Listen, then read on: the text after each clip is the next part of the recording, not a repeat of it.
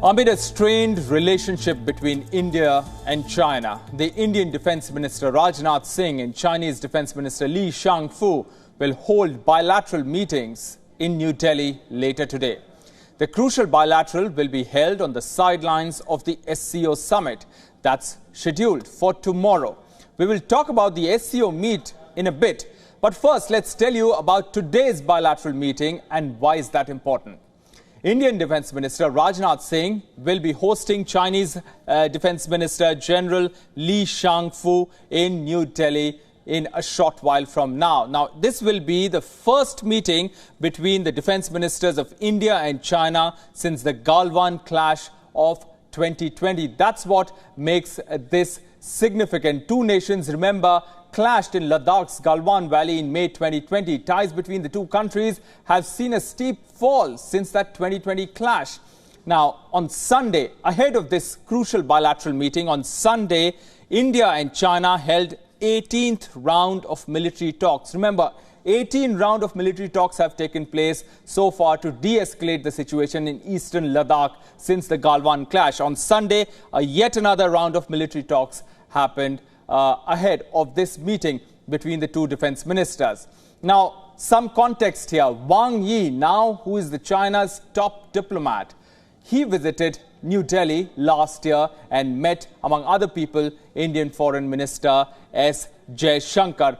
So that meeting also took place. The new Chinese Foreign Minister visited New Delhi for G20 Foreign Ministers meeting. This in fact happened this year. In fact, last month he visited New Delhi, the new Chinese Foreign Minister. So all these meetings are taking place, and now the two defense ministers will be meeting ever since that Galwan clash took place. 20 Indian soldiers and an unknown number of Chinese nationals lost their lives in the Galwan clashes in 2020. The clashes prompted a long disengagement process that continues till this day. Meanwhile, several more face-offs have continued both in the eastern and western sectors. Indian side has made it clear to China that overall bilateral relations cannot be normalized until there are tensions along the border. So that crucial meeting that is going to take place between Li Shangfu of China and Rajnath Singh of India, that meeting, bilateral meeting, going to take place in New Delhi. We'll keep a close eye on that meeting. What are the key takeaways that come out of that meeting? There are great expectations from this bilateral meeting that is going to take place on the sideline of the SCO Summit that is scheduled to take place in New Delhi tomorrow. Remember, the arrivals of all the defense ministers going to take place later today in New Delhi. Most of the nations are sending their defense ministers.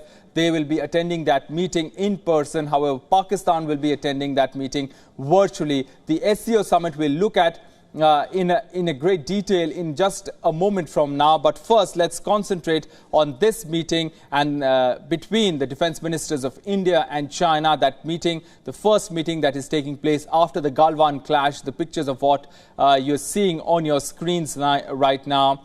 That led to the ties between the two countries nosediving, and there have been several sort of tension points both in the eastern and the western sector since the Galwan clash.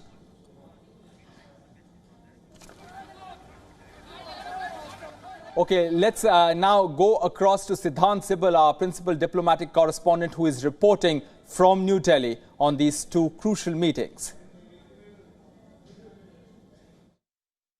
India is hosting the Shanghai Cooperation Organization Defense Ministers meeting tomorrow. The meeting comes even as India is the president of the grouping and will be chairing the foreign ministers meeting next week and then the summit in the month of July. We know that India's focus is on various issues, including countering terrorism, radicalization, and of course emphasis on shared culture, especially Buddhism. So the outcomes of the defense ministers meeting, of course, will be seen closely as it impacts the region and beyond as well, because it involves key regional players including China, India and Russia.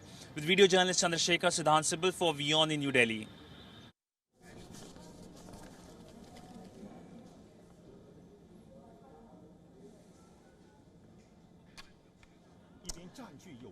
All right, so that one meeting that we are closely watching is between Li Shangfu and Rajnath Singh, the two defense ministers of China and India that are slated to meet in New Delhi today.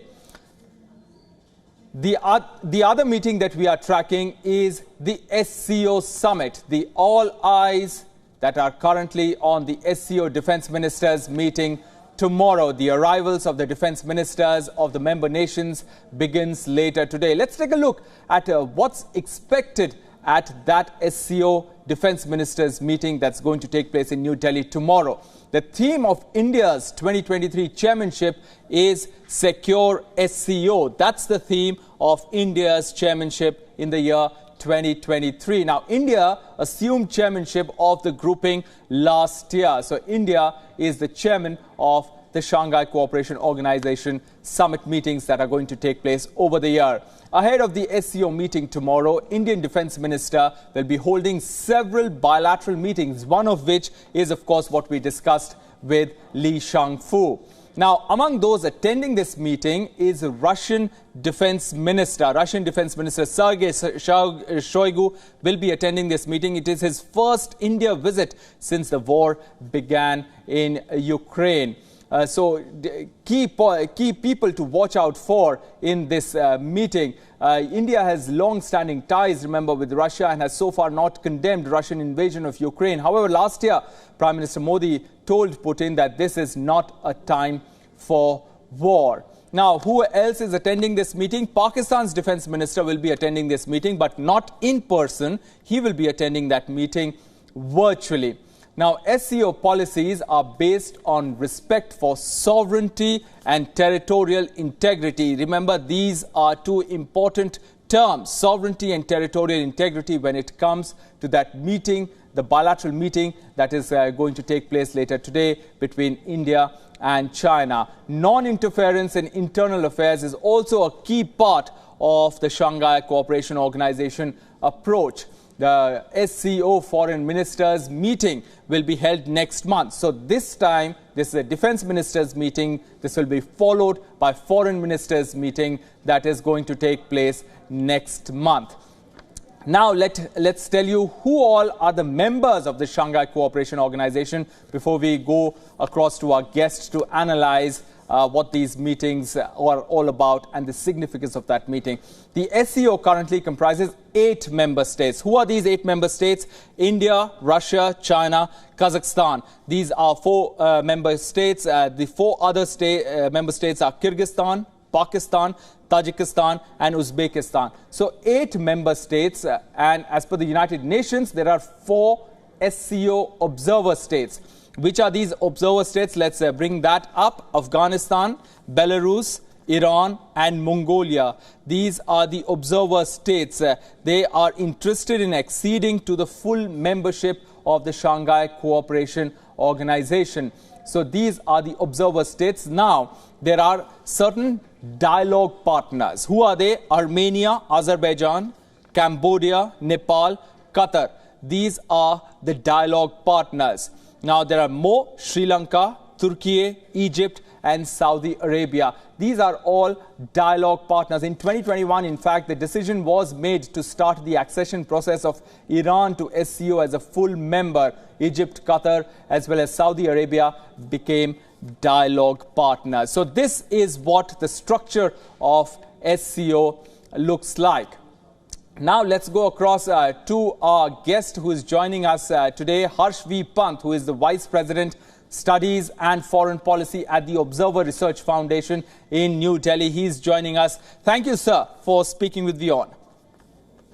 Hello. Sir, I want to begin by asking you, this is the first meeting between the defense ministers of India and China since the Galwan clash. Now, the fact that this meeting is even happening, what is the significance of that? And what do you think could be the key takeaways from this meeting? See, I think the meeting is happening in the context of the SCO Defense Ministers meeting. So this has to be looked at in that context. It is not a bilateral, primarily a bilateral engagement, but the SCO platform is being used for the two sides to continue to have a conversation. Despite the Galwan crisis, India and China have not really given up on engaging with each other. There has been a continuous dialogue at the military level that has been happening. Several rounds of that has happened. In fact, one of the rounds had happened very, very recently. So I think that is part of the larger exercise that India is putting up to ensure that its interests are preserved, that the dialogue momentum continues. And this perhaps indicates that there is a seriousness on both sides to see to it that dialogue is maintained. But I think the proof of the pudding will be in the eating.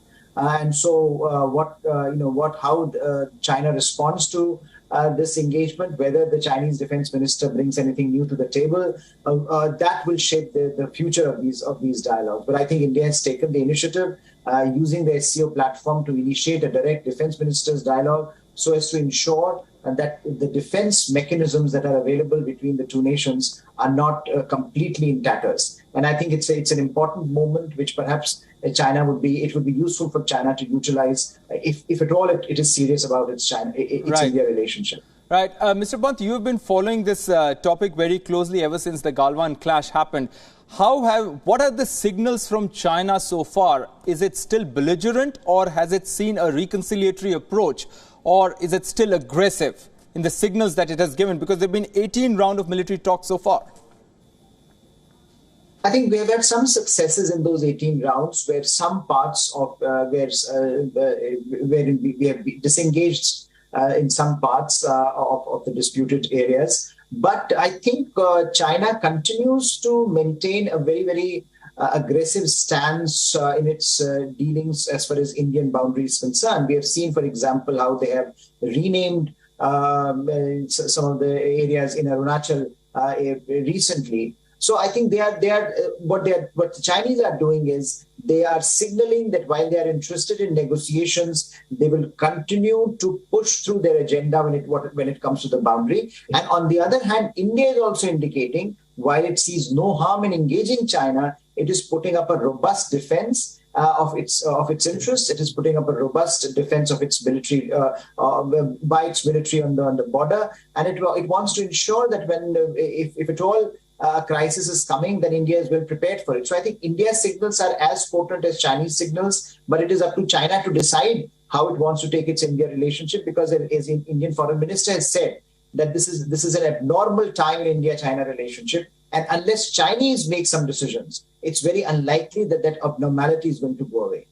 Okay, we'll talk about that abnormal relation in just a bit, but I want to bring your focus on the larger SCO meeting that's going to take place tomorrow, the SCO Defense Ministers meeting. What are your expectations from that meeting? I think SCO for India is an important platform as it allows India to have a continuous engagement with a very important part of its periphery, the Central Asia. And we have seen how Central Asia and Central Asian nations, we have had a long historical relationship with them. But increasingly in today's context, we have seen the rise of extremism, terrorism emanating from that part of the world. And India has been very, very vocal about the need for regional countries to come together, to work together. And in the process of India's presidency of the SCO, we have seen India's emphasis on humanitarian and disaster relief, how, especially when it comes to the defense mechanisms, how certain kinds of practices and medicines can be engaged with across the region. So that we have seen in the last few months under India's presidency. And I think India is hoping that under its presidency, a robust mechanism, a very clear-cut mechanism which allows India to talk with its neighboring countries in Central Asia on terrorism, on extremism is created, is taken forward, and is really strengthened, because that's where India feels some of the most important issues lie. And that's what India wants to take forward. So I think Defense Ministers meeting is perhaps is going to be an important marker in that endeavor. It will bring these countries together to shape a regional mechanism on counter-terrorism. Also, perhaps, I think something that you mentioned earlier on, India is going to emphasize the centrality of certain key principles like sovereignty and like territorial integrity. And I think that's where the China question becomes also interesting, because India is signaling that unless we respect some of these basic tenets of interstate relations, it's very difficult for SCO to live up to its expectations. And it's very difficult also to have bilateral mechanisms within the individual countries if those countries are not interested in respecting these basic principles. Yes, indeed. Let's come back to that abnormal relation between India and China. That's what the foreign minister spoke about. I want to understand from you, sir, when there is an outstanding issue like the border issue between the two countries, how much does that hamper diplomacy in other sectors, other areas between the two countries? New Delhi is making a point that it is now central to the way it looks at its diplomacy vis-a-vis China. In the past, India and China had come to terms with each other through a mechanism where the understanding was that let's keep talking about the boundary problem. Let's keep talking about the issue, which is very, very contentious and it will take time to resolve. So while we were talking about the boundary issue, the border problem, we were also continuing our engagement in other sectors, whether it was trade and investment, whether it was education, whether it was people to people and cultural ties. But now after Galwan, India has taken a position that unless China goes back to the pre-March 2020 positions, unless China restores the status quo ante on the border, it's very difficult to move forward because there is a widespread trust deficit. If China is unilaterally changing their status quo on the border, then there is no point in having a dialogue mechanism with China where the outputs of those dialogue mechanisms are not respected. So I think we have seen a change in India's position. And that change is a very important and interesting change because it makes it very clear to China what India's red lines are going to be when you talk of diplomacy in other sectors other than border. So I think India is putting the border question now front and center in its engagement with China. And it is the ball is frankly in China's court, how it wants to play that. The ball is in China's court. Harsh Vipan, thanks very much for joining us with your perspective.